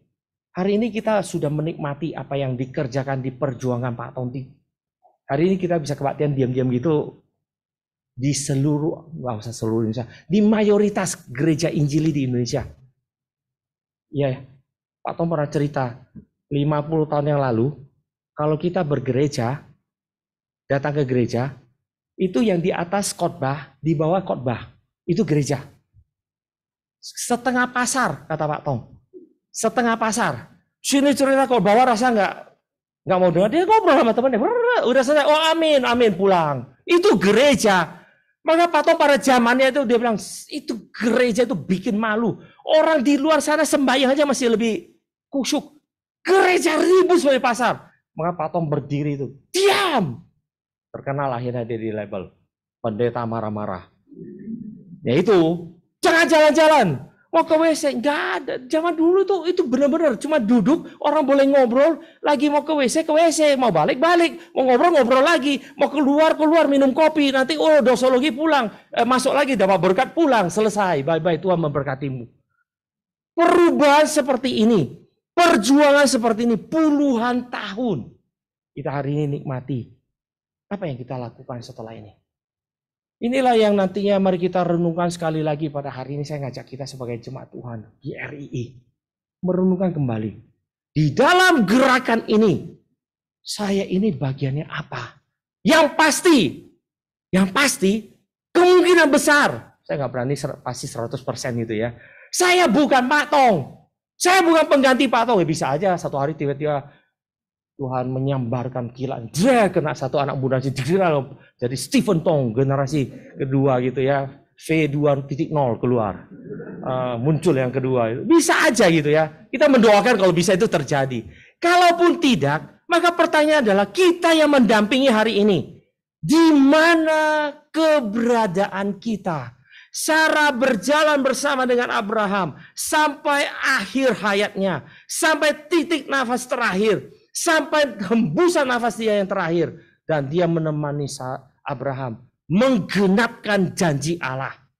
Di dalam ketidakmungkinan yang ada. Di dalam ketidakmungkinan yang ada. Sudah tua. Mau melahirkan anak. Gimana caranya? Tuhan berjanji. Ya sudah. Mari kita jalankan. 25 tahun. Sampai anak itu lahir. Sarah udah umur 90 tahun. Itu ketidakmungkinan kedua. Mendidik anak, membesarkan anak. Itu nggak gampang. Saya masih ingat dulu ketika kami masih muda gitu ya, istri saya bilang gini, satu hari kalau Tuhan sudah memberhentikan kita nggak punya anak sendiri lagi, kita adopsi anak, oke nggak? Oke. Saya bilang oke, selama sanggup kasih makan, oke. Paling gaya komunis, punya beras berapa banyak, punya anak 10 bagi 10, punya anak 5 bagi 5 gitu, gampang kan? Simple gitu. Makan banyak, besar, makan dikit, anak kita juga akan besar gitu. Santai aja gitu. Oke. Belakangan ini saya pernah nyentil dia lagi. Katanya mau angkat anak. Udah tua. Ngurus anak gak gampang loh. Ya bapak-bapak mengerti yang tidak mengerti gitu ya. Ibu-ibu jauh lebih mengerti. Bagaimana sulitnya mengurus anak. Anak saya yang paling kecil waktu lahir, setelah berapa bulan dia perutnya kembung. Setiap malam dia itu nangis tidak berhenti. Gak bisa berhenti. Satu-satunya posisi yang bikin dia tenang adalah ketika pegang gendong dia kayak gini goyang. Lalu saya kan gak enak hati gitu ya. Hamba Tuhan, lihat istrimu itu ngangkat anak setiap malam gitu. Berjam-jam goyang-goyang jalan sana jalan sini. Khotbah bisa, kasihilah istrimu. Tiba-tiba kan keluar kan, itu nggak tahu saya pernah sama malaikat yang ingetin gitu. Keluar, kasihlah istrimu. Terus kita jadi itu pahlawan di siang bolong muncul kita. Sini gantian. Itu gendong. Nggak berat loh anak itu. Cuma sekitar 5-6 kilo. Terus pegang begini. Setelah goyang. Rasanya udah kekekalan. Lihat jam. 2 menit. 2 menit. Saya tuh shock beneran. Goyang setengah mati itu masih. Dia udah mulai tenang. Wow lumayan. Ini udah mulai pegel. 2 menit. Terus saya goyang lagi, lihat lagi 5 menit, goyang-goyang, lihat 6 menit, lama, makin lama, itu waktunya jalan makin lambat. Akhirnya istri saya berdiri lagi, sinilah gue gendong. Laki itu nggak sanggup. Dalam hati saya kepengen protes, tapi pikir ya sudahlah. Laki itu kayak gitu, laki itu ya, makanya orang Jerman mengatakan laki itu babi, Männer sind Schweine gitu. Laki itu babi gitu. Kita itu nggak punya gambaran membesarkan anak itu, menjaga anak itu seberapa sulitnya. Oke lah, kita punya tahu deskripsinya, kita pernah lihat nenek-nenek umur 9 tahun menjaga anaknya sendiri, membesarkan sampai umur dia 120 tahun. Anak itu baru namanya dewasa. Nenek itu umur 120 tahun, anaknya namanya dewasa. Dia baru bisa melepaskan dirinya dari ikatan sebagai seorang penjaga anaknya. Ada yang mau coba? Di sini banyak ibu-ibu perkasa kan? Nanti umur 90 tahun, coba-coba adopsi 1 anak. Bayi. Jaga lagi. Doa, Tuhan kasih saya umur 120 tahun, saya ingin mengulangi perjalanan Sarah. Nanti Tuhan bukan kasih anak gitu ya. Tuhan kirim cermin. Ngaca dulu gitu, ngaca dulu. Itu hal yang tidak gampang. Kita seringkali baca Alkitab itu sekilas lewat gitu. Oh, Sarah melahirkan. Ya dia mati, selesai. Sarah itu melahirkan di usia tua. Dia membesarkan sebagai nenek, membesarkan seorang bayi. Sampai dia besar. Sampai dia dewasa. Dia selesai. Mari kita sekali lagi melihat diri kita. Kita boleh mendeskripsikan segala ketidakmungkinan yang ada pada kita. Pertanyaan adalah, di dalam segala ketidakmungkinan ini, punyakah kita kerelaan berjalan bersama dengan yang di depan kita? Bersama dengan Tuhan kita. Sarah memanggil Abraham Tuhan. Berjalan bersama dengan pemimpin kita. Berjalan bersama sebagai satu keluarga. Berjalan bersama sebagai satu gereja. Berjalan bersama sebagai satu kelompok yang menerima satu janji, satu mandat yang sama. Ini hal terakhir yang Sarah bisa pegang dalam hidupnya. Ya, suamiku yang dapat janji itu. Tapi dia bisa mengatakan, aku itu juga menerima janji yang sama seperti dia. Hari ini Pak Tom mendapat mandat untuk mendapatkan visi. Untuk membawa gereja Tuhan untuk kembali kepada yang seharusnya. Untuk menjadi yang lebih benar. Boleh diubahkan makin hari makin benar di hadapan Tuhan. Lalu apa yang kita lakukan? Kiranya ini boleh menjadi pandangan kita yang sama. Melihat, iya mandat ini juga adalah mandat saya. Kita yang ada di dalam gerakan Reform Injili juga berbagian di dalam mandat dan visi ini. Sehingga kita juga harus menjalankannya. Kita sering mengatakannya. Pak Tong di usia tuanya tidak pernah lelah. Terus bekerja. Kita cuma bisa tepuk tangan dan membanggakan. Bapak kita keren. Kita itu kayak seekor anak tikus. Membanggakan bapaknya itu naga. Bapak gua naga loh. Tapi kita anak tikus. Tiap hari anak tikus gak pernah besar gitu. Gak pernah melatih diri kita untuk menjadi yang besar. Menjadi yang mendampingi. Naga itu gak bisa ditemplokin anak tikus. Paling gak mesti anak naga bisa terbang bareng. Mari kita belajar untuk melihat panggilan seperti ini. Di dalam gerakan ini. Sebagai sesama satu kelompok gereja Tuhan. Satu zaman. Satu visi. Satu mandat dari Allah. Mari kita boleh mengerjakannya bersama-sama. Satu hal yang sangat bersyukur gitu ya. Kita boleh berada di dalam gereja ini. Dan kita boleh belajar untuk mengaktifkan diri dia melayani Tuhan. Yang dimana gereja lain masih banyak jemaat yang masih tulalit gitu. Saya pernah bulan 4 bawa brosur NRITC ke satu gereja di Medan. Pak, kita ada acara retret remaja. Nanti liburan remaja boleh dikirim Pak. Itu pendetanya, udah baca lihat brosurnya. Bikin brosur bagus juga ya. Tapi ini tanggal salah cetak ya. Terus saya kaget. Saya itu orangnya sangat teliti loh. Sangat-sangat teliti, jujur. Itu pilar saya pegang 16 tahun. Itu hampir tidak ada typonya. Hampir. Saya itu sangat teliti. Saya itu kaget luar biasa karena setiap brosur sebelum dicetak, saya itu ngecek berulang kali. Dan saya cukup yakin tidak ada typo di sana, tidak ada kesalahan di sana. Salah cetak, saya kaget loh. Mana Pak? Ini tulis 2023, tahun depan kan? 2024 dong. Dia pikir kita bikin retret untuk tahun depan, ngajak dia tahun ini. Saya bilang, bukan Pak, benar 2003 bulan depan.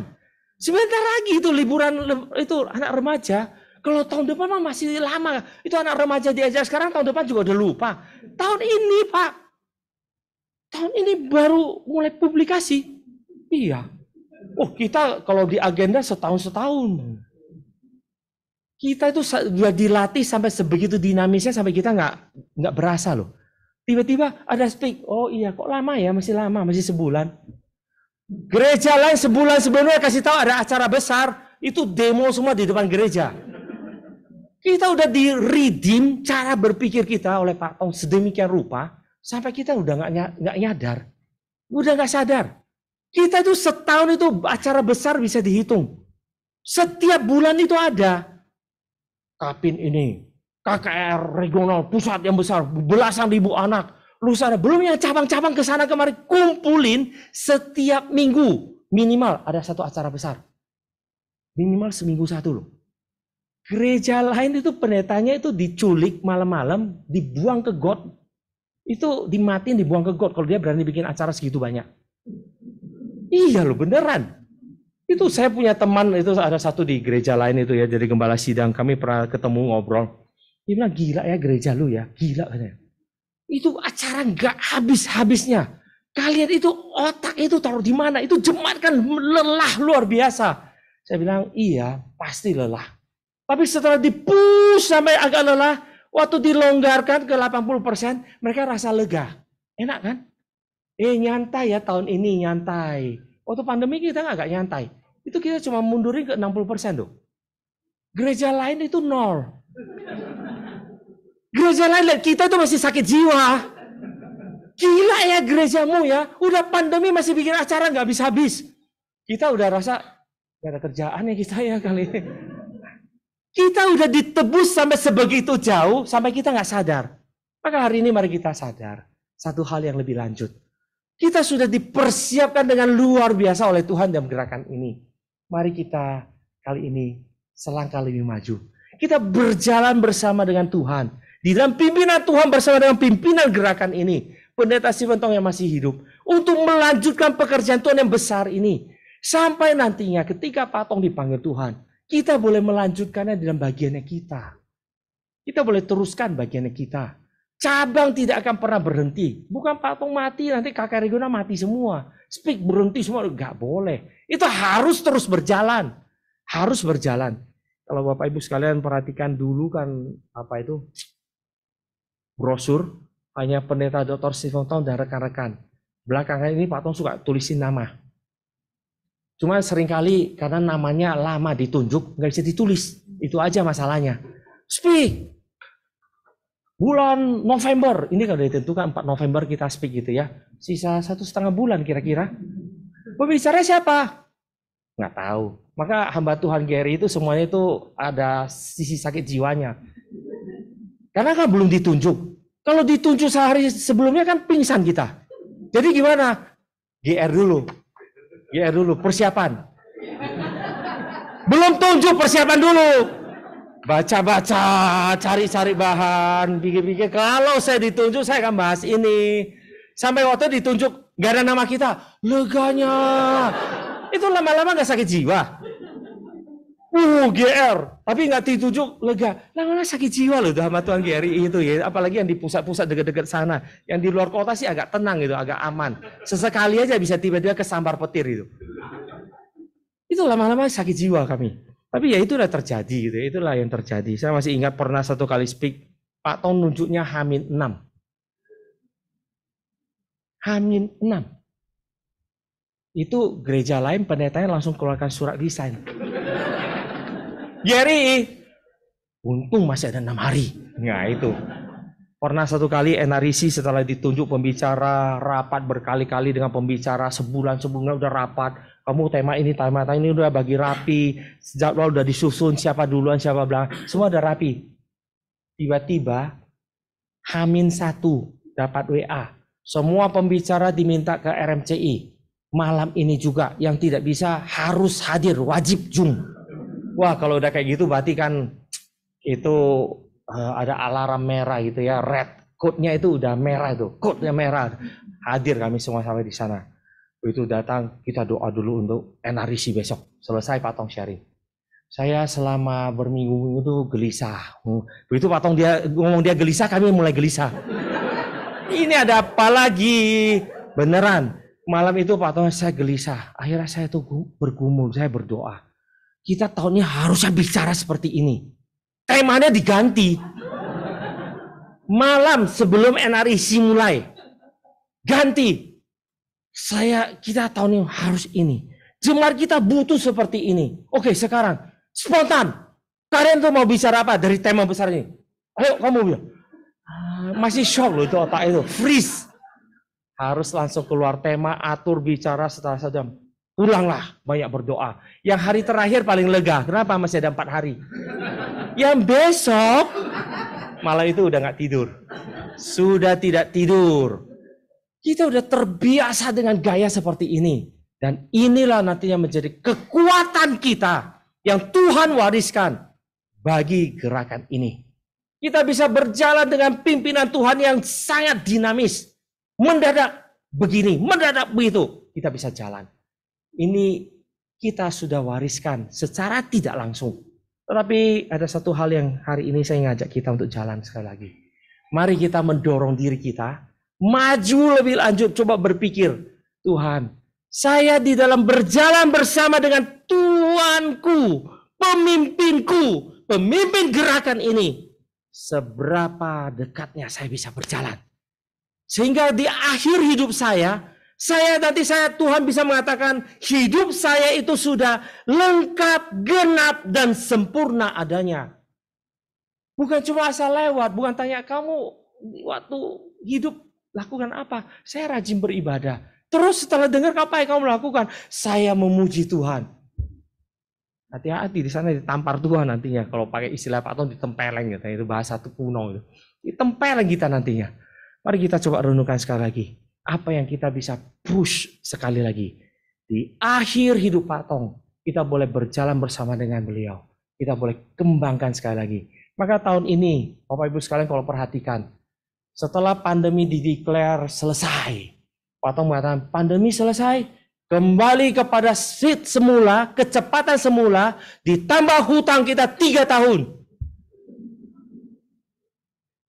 Makanya kan Amerika pulang ke Indonesia, HUT, Global Convention, konser Akbar Monas, speak, tengah-tengah ada itu Stephen Tongcher, ada wisuda, ada saya sampai udah nggak hafal loh itu.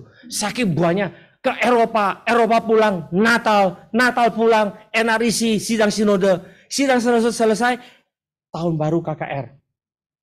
Jadwal sudah sampai Januari, full. Di umur 83. Tidak mungkin, gak masuk akal. Kelemahannya banyak, penyakitnya banyak. Pak Tong tuh penyakitnya banyak loh.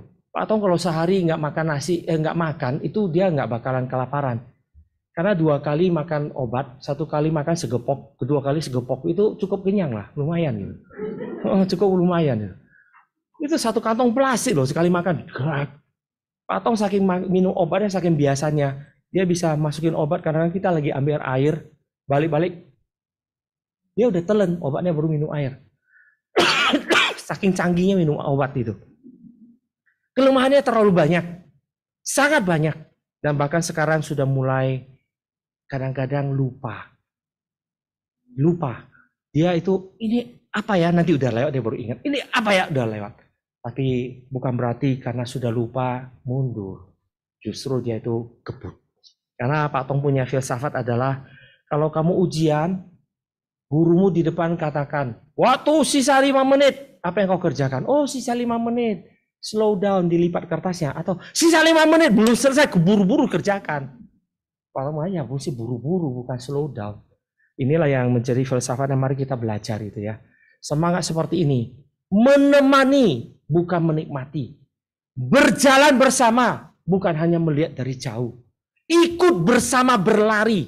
Seperti Sarah menemani Abraham. Sampai pada akhir hidupnya. Demikianlah kita boleh berjalan bersama dengan pemimpin gerakan ini. Mengikutinya. Sehingga adanya tongkat estafet yang diteruskan. Setiap orang harus berpikir bagiannya. Kita bukan menjadi pengganti pendeta Stephen Tong nanti yang kakar kemana-mana. Tapi bagiannya apa? Bagian kita apa dalam gerakan ini? Yang pasti bukan hanya datang beribadah kemudian pulang. Setiap orang punya bagiannya untuk dijalankan. Kiranya Tuhan boleh memberkati kita. Mari kita doakan mulai hari ini. Biarlah Tuhan boleh memberkati saya. Sehingga di akhir hidup saya. Dan ketika saya ketemu Tuhan. Saya boleh mendapat satu hidup yang lengkap, penuh, dan sempurna adanya di mata Tuhan. Bukan satu hidup yang pokoknya sudah lewat. Bukan. Tapi yang seperti ini yang boleh kita rindukan. Mari kita tunduk kepala kita berdoa. Bapa di surga, kasihanilah kami. Kami orang-orang yang bodoh, yang lemah, yang malas, yang banyak kelemahan. Tapi hari ini Tuhan mengajarkan kami sekali lagi. Di tengah-tengah begitu banyaknya alasan kami. Sebetulnya kami juga memiliki peran yang Tuhan sudah sediakan bagi kami. Yang Tuhan juga rencanakan bagi kami di dalam gerakan ini. Tuhan tolong kami ya Tuhan, biarlah kami boleh dengan penuh hati, sepenuh hati kami, mulai hari ini, boleh dengan penuh kekuatan kami boleh belajar untuk berjalan, berlari bersama di dalam gerakan ini. Sehingga kami tidak pernah menjadi orang yang nantinya pada akhirnya hanya tahu untuk menikmati dan bersuka cita karena jerih lelah orang tua kami yang sudah berumur ini. Tapi kami boleh berbagian di dalamnya. Anugerah Tuhan yang boleh menebus hidup kami, mengubah pikiran kami, mengubah hidup kami. Sehingga hidup kami ini boleh benar-benar menjadi satu hidup yang mendapat berkat dan menjadi berkat bagi orang lain. Tolonglah kami ya Tuhan. Kiranya Tuhan boleh memimpin kami hari ini, menggelisahkan hati kami, membangkitkan kami, menggairahkan kami, dan sekali lagi memberikan pada kami kuasa-Mu boleh hidup sebagai anak-anak Allah. Tolong kami ya Tuhan. Di dalam nama Tuhan Yesus, kami mengucap syukur, kami berdoa, dan kami memohon belas kasihan Tuhan. Amin. Mari Bapak Ibu sekalian kita bangkit berdiri. Bersama dengan gereja Tuhan di segala tempat dan segala zaman kita mengikrarkan pengakuan iman rasuli. Aku percaya kepada Allah, Bapa yang Maha Kuasa, Khalik langit dan bumi, dan kepada Yesus Kristus anak yang tunggal Tuhan kita, yang dikandung dari Roh Kudus, lahir dari anak darah Maria, yang menderita sengsara di bawah pemerintahan Pontius Pilatus, disalibkan, mati dan dikuburkan, turun ke dalam kerajaan maut. Pada hari yang ketiga, bangkit pula dari antara orang mati, naik ke surga, duduk di sebelah kanan Allah, Bapa yang Maha Kuasa. Dan dari sana Ia akan datang untuk menghakimi orang yang hidup dan yang mati. Aku percaya kepada Roh Kudus, gereja yang kudus dan am, persekutuan orang kudus, pengampunan dosa, kebangkitan tubuh, dan hidup yang kekal. Amin. Silakan duduk. Kita akan memberikan persembahan dan kita menaikkan pujian yang keempat. Bagi Yesus Tuhanku. Biarlah persembahan ini merupakan respon kita terhadap firman yang kita dengar dan sekaligus merupakan janji kita di hadapan Tuhan. Setelah kita keluar dari ruangan ini, nantinya kita akan meresponi Tuhan dan firman-Nya dan seumur hidup kita. Mari kita naikkan pujian yang keempat, bagi Yesus Tuhanku.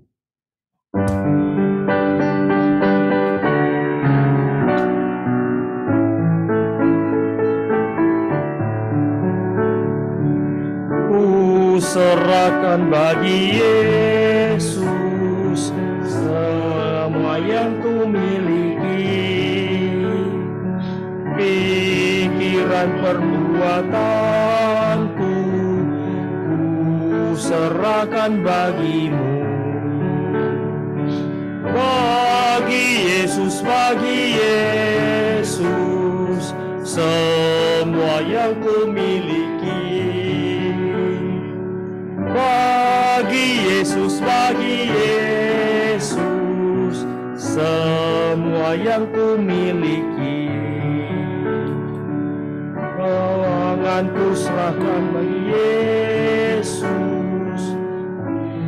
tiap langkah ikutmu.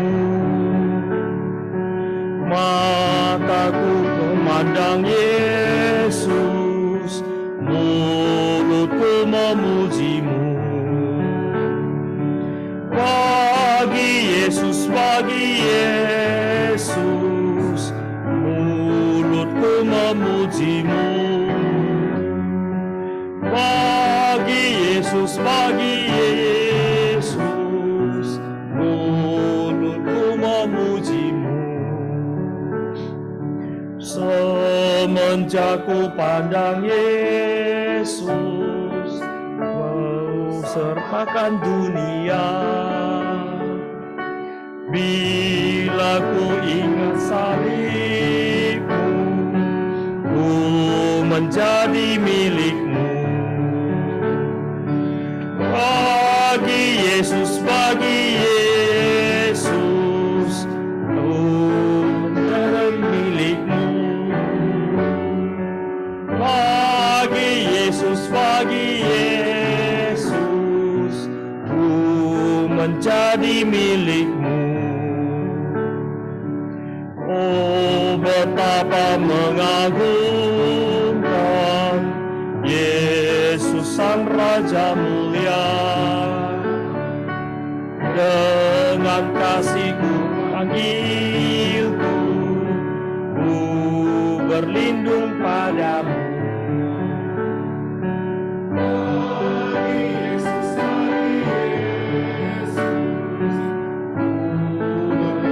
Padamu, bagi Yesus, ku berlindung padamu. Mari kita bangkit berdiri, Bapak Ibu sekalian. Kita bersama-sama berdoa, mengucap syukur untuk persembahan yang telah kita kumpulkan. Kami yang di surga, terima kasih atas firman yang telah kami dengar. Dan terima kasih atas kesempatan ini, kami boleh memberikan persembahan. Mohon Tuhan berkati persembahan ini untuk pekerjaan Tuhan melalui gereja ini. Dalam nama Tuhan Yesus kami berdoa dan ucap syukur. Amin. Amin. Dengan tetap berdiri, kita mengembalikan segala hormat dan pujian kepada Allah Tritunggal. Kita menaikkan doksologi.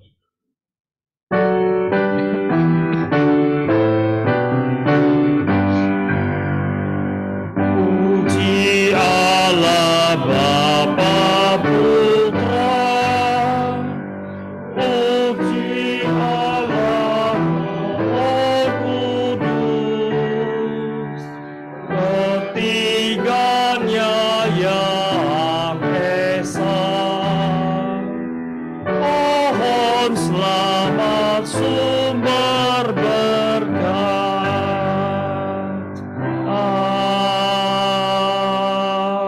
Amin. Jemaat yang kasih Tuhan, pulanglah dan terimalah berkat dari Tuhan. Tuhan memberkati engkau dan melindungi engkau. Tuhan menyinari engkau dengan wajahnya dan memberi engkau kasih karunia.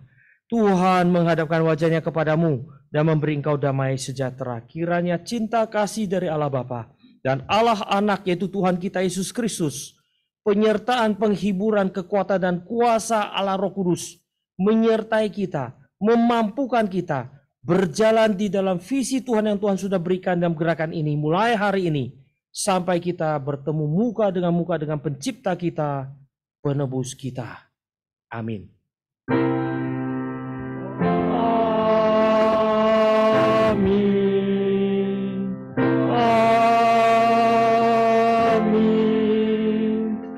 Amin.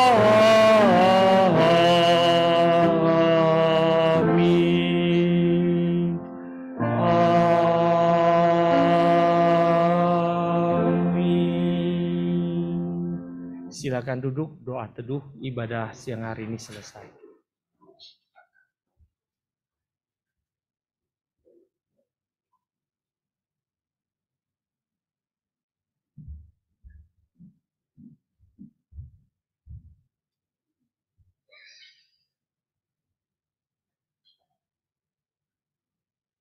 Bapak, Ibu, dan saudara sekalian, sebelum kita meninggalkan tempat ini, apakah ada di antara kita yang baru kali ini hadir di tempat ini?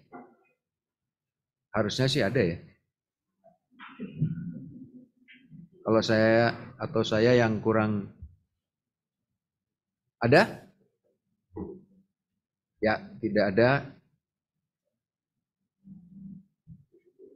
Yang di luar ada? Tidak ada ya.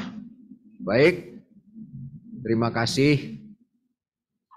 Sampai berjumpa kembali minggu depan. Tuhan memberkati kita semua.